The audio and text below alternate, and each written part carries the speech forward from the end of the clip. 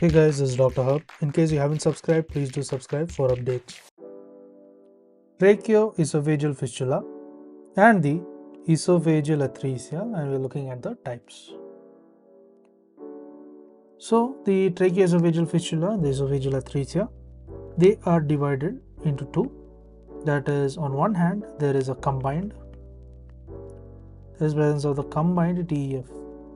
TEF stands for the tracheoesophageal fistula, along with the EA, that is the esophageal atresia.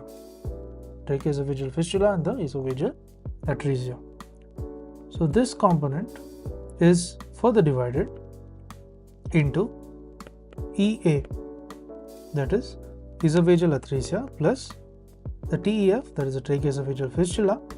This is with the upper esophageal segment. This is the upper esophageal segment. So this is going to be about 1%. Next is there is the EA plus TEF with the lower esophageal segment. So this will be about 82%. Lastly, there is the EA plus TEF. This is with both segments, So both segments means it amounts to about 2%. So this was about the combined TEF and the EA. Now we move on to the isolated variety. So in terms of the isolated variety, it includes the TEF. TEF is nothing but the tracheoesophageal fistula. So this amounts to about 6%. Second, there is the esophageal atresia only. So esophageal atresia only. So this amounts to about 9%.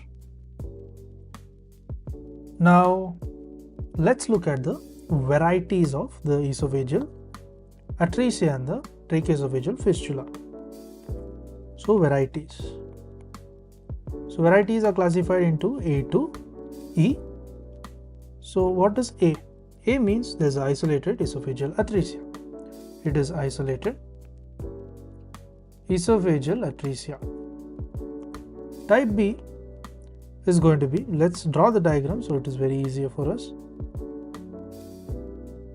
So this will be the trachea, this will be the esophagus.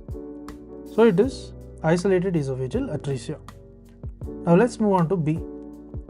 B means it is the proximal tracheoesophageal fistula. So it's proximal tracheoesophageal fistula with the distal esophageal atresia. So by putting the diagram, it will look like this.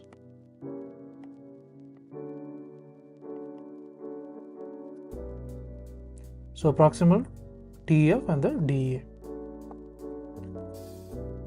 Now the third variety is going to be the most common. So type 3 is going to be MC, that is most common.